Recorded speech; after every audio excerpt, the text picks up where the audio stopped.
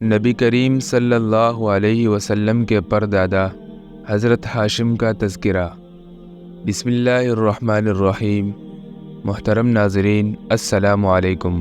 ناظرین، اللہ تبارک و تعالی نے جس طرح اپنے پیارے پیغمبر حضرت محمد صلی اللہ علیہ وسلم کو اپنا مصطفیٰ اور مجتبیٰ بنایا، اسی طرح آپ کے نسب کو بھی مصطفیٰ اور مجتبیٰ بنایا۔ حضرت آدم علیہ السلام سے لے کر نبی کریم صلی اللہ علیہ وسلم کے والد ماجد اور والدہ ماجدہ تک جتنے بھی آباء و اجداد تھے، وہ سب کے سب نیک اور صالح تھے۔ حتیٰ کہ حضرت انس رضی اللہ عنہ سے روایت ہے کہ رسول اللہ صلی اللہ علیہ وسلم نے قرآن مجید کی ایک آیت جس کا ترجمہ ہے کہ یقیناً تمہارے پاس اللہ کے رسول آئے جو تم میں سب سے زیادہ افضل اور نفیس خاندان سے ہیں۔ اس آیت کے تلاوت کے بعد آپ علیہ السلام نے ارشاد فرمایا کہ میں حسب و نسب کے اعتبار سے تم سب سے افضل اور بہتر ہوں۔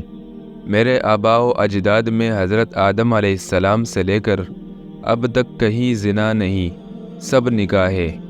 نبی کریم صلی اللہ علیہ وسلم کے نسب مبارک میں تیسرے نمبر پر یعنی عبد المطلب کے والد حضرت ہاشم کا تذکرہ آتا ہے۔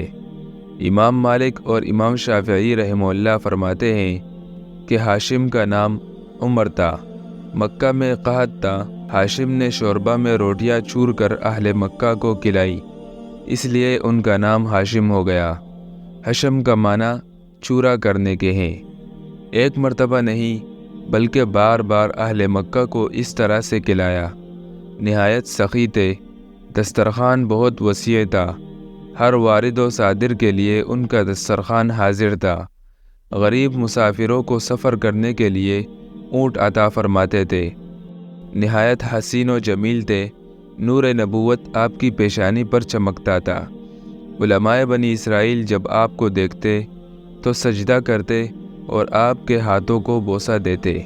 قبائل عرب اور علماء بنی اسرائیل نکاح کے لیے اپنی لڑکیاں ہاشم پر پیش کرتے، حتیٰ کہ ایک مرتبہ روم کے بادشاہ ہرقل نے ہاشم کو خط لکھا کہ مجھ کو آپ کی سخاوت کی اطلاع پہنچی ہے، میں اپنی شہزادی کو آپ کی نکاح میں دینا چاہتا ہوں، آپ یہاں آ جائیں تاکہ آپ سے شہزادی کا نکاح کرا سکوں۔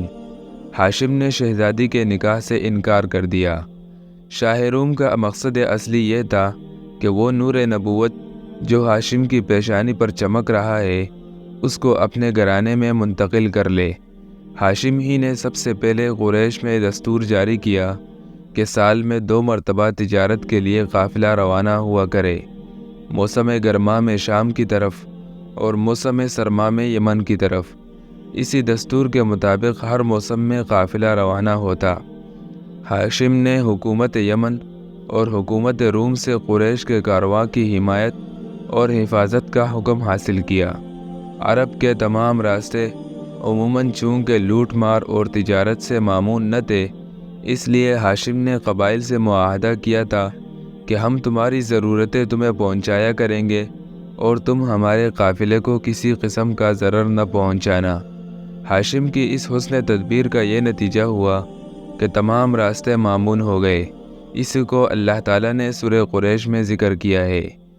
جب بھی ایام حج آتے تو ہاشم تمام حجاج کو گوشت اور روٹی اور ستو اور کھجور یہ چیزیں کھلایا کرتے تھے اور زمزم کا پانی پلاتے۔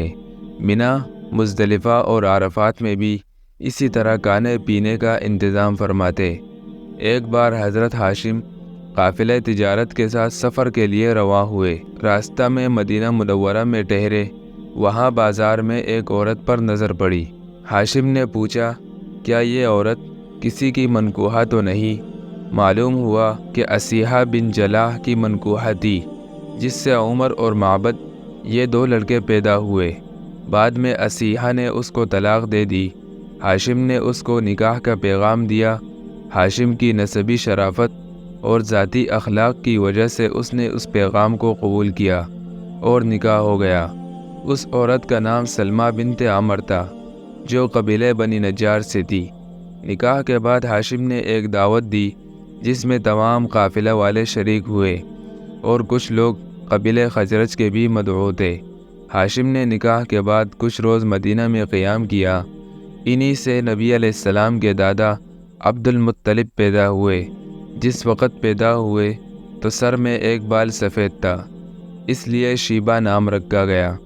ہاشم قافلہ کے ساتھ غزہ کی جانب روانہ ہو گئے۔ غزہ پہنچ کر ہاشم کا انتقال ہو گیا اور وہیں مدفون ہوئے۔ کہا جاتا ہے کہ وفات کے وقت ہاشم کی عمر 25 سال تھی۔